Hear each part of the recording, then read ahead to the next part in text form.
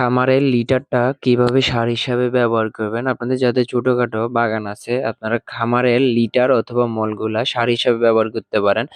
আজকে ভিডিওটা একটু ব্যতিক্রম ভিডিও সম্পূর্ণ আমার নিজের এক্সপেরিয়েন্স থেকে আপনাদের মাঝে তুলে ধরা। আসসালামু আলাইকুম প্রিয় খামারি ভাই-বোনেরা। আশা করি সবাই ভালো আছেন। আমি আলহামদুলিল্লাহ ভালো আছি। আমার খামারের পাশাপাশি আমার ছোট একটা ৬ শতাংশ জমিতে লেবু বাগান আছে। আমি আমার খামারের মলগুলা সার হিসাবে আমার লেবু বাগানে ব্যবহার করে থাকি। তবে সেটা হচ্ছে ২০ থেকে ২৫ দিন পর একবার।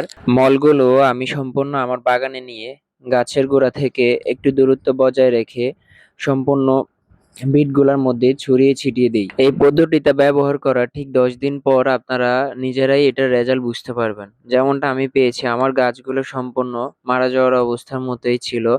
কিন্তু আলহামদুলিল্লাহ এটা ব্যবহার করার পর আমি রেজাল্ট পাইছি। সো আমি আমার ব্যক্তিগত এক্সপেরিয়েন্স থেকে আপনাদের মধ্যে শেয়ার করছি।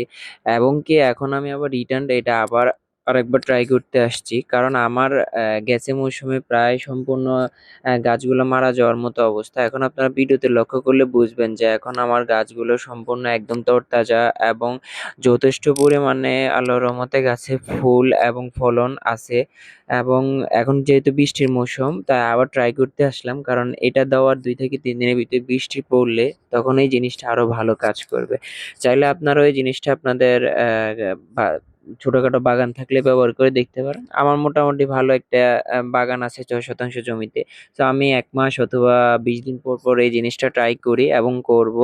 যতদিন পর্যন্ত রেজাল্ট ভালো পাই আরকি। আপনারা অবশ্যই আমার ভিডিওটা ভালোভাবে লক্ষ্য করলে বুঝতে পারবেন যে আমি গাছের ঠিক কতটা দূরত্বের মধ্যে জিনিসগুলা ছিটাই দিতেছি।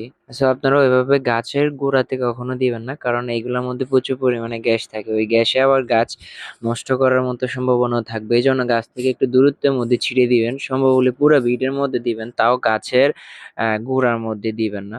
বৃষ্টির পানি পড়লে এগুলা ভালো কাজ করে। আর ২ থেকে ৩ দিন পর আপনারা মাটি চাপা দিয়ে দিবেন। তখন আপনারা অটোমেটিক্যালি এটা ভালো একটা রেজাল্ট পাবেন। এটার রেজাল্টটা বুঝতে প্রায় ১০ দিনের মতো সময় লাগবে। আমি আবারও বলতেছি এটা আমার ব্যক্তিগত এক্সপেরিয়েন্স থেকে আপনাদের মাঝে শেয়ার করা। ভাল লাগলে আপনারাও ট্রাই করে দেখতে পারেন। সর্বপ্রথম কম পরিসরে করে তারপর ভাল লাগলে বেশি পরিমাণে রেজাল্ট পেলে বেশি পরিমাণে ট্রাই করবেন। আর আমি আমার কথাগুলো নিজের ভাষায় বোঝানোর চেষ্টা করি। সো অনেকে অথবা নাও বুঝতে পারেন। আমি যে ভাষায় আমার এলাকাতে ব্যবহার করি সেই ভাষায় আপনাদের মাঝে তুলে ধরি।